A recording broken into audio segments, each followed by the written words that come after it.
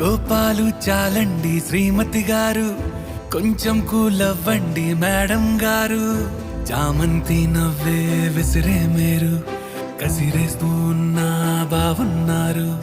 సరదాగా సాగే సమయంలోన మరిచిపోతే బాధ కబురు. వద్దు అంటూ ఆపేదెవరు? కోపాలు చాలండి శ్రీమతి గారు, కొంచెం కూలవ్వండి మేడం గారు.